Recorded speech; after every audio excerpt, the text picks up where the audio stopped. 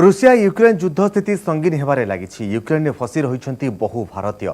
एने पोलैंड सीमारू अधिक सूचना देउछन्ति फॉरेन अफेयर्स एडिटर महासिद्धिकी।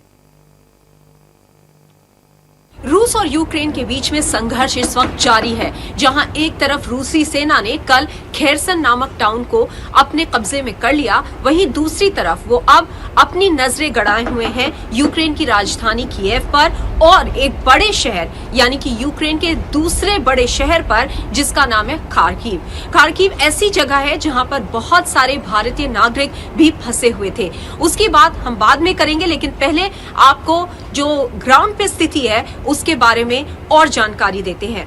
पहले अगर खेरसन की बात की जाए, जिसको कल रूसी सेना ने कब्जा कर लिया है, वहां पर यूक्रेन की डिफेंस मिनिस्ट्री ने कहा कि उनकी आर्मी ने इसलिए सरेंडर किया क्योंकि अगर वो सरेंडर नहीं करते तो बहुत सारे आम नागरिकों की भी जान जाती।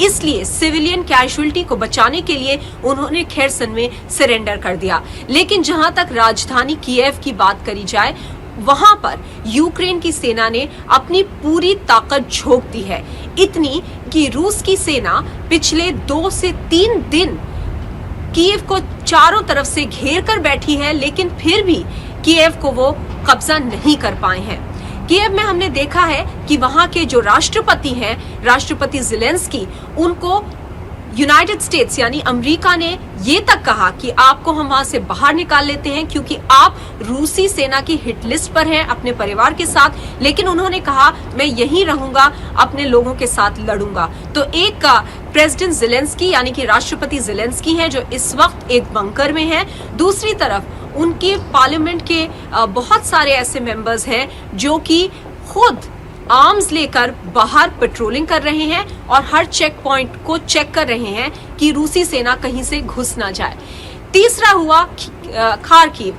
खार्किव में हर तरफ शेलिंग और एक्सप्लोजन्स की आवाजें आ रही हैं। हमने कल कुछ भारतीय नागरिकों से बात की जो वहां से आए और उनका ये कहना था कि खार्किव में ऐसी स्थिति बनी हुई है कि उनको लगा था कि कभी भी खार्किव रूसी सेना के हाथ लग सकता है।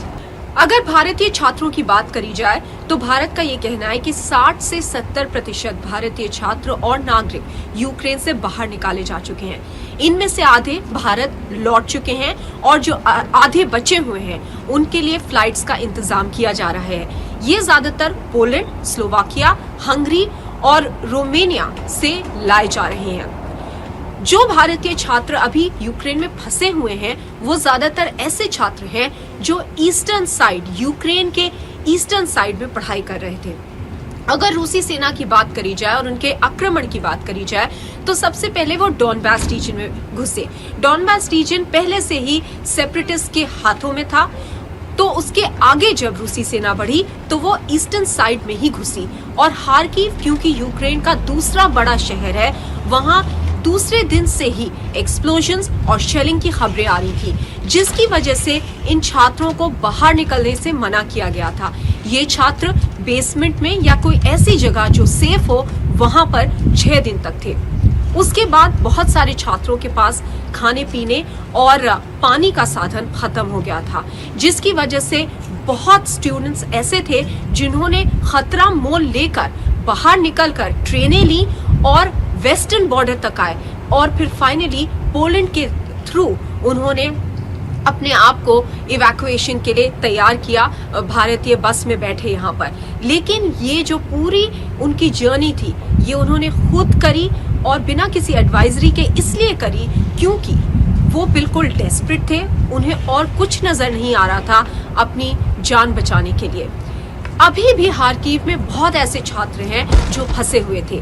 इसलिए कल यानी कि वेडनेसडे को इंडिया ने एक 6 घंटे की विंडो ली थी, जिसमें इन सारे स्टूडेंट्स को एडवाइजरी दी गई कि वो बिल्कुल फौरन 6 घंटे के दौरान ही 3 पॉइंट्स पर जो कि उस एडवाइजरी में दिए गए थे जो यूक्रेन के अंदर हैं वहां पहुंचे। इन तीनों पॉइंट से अब भारत इनको रूस के की टेरिटरी के द्वारा भारत लाएगा। रूस ने बोला है कि वो भारतीय स्टूडेंट्स को सेफ पैसेज देंगे।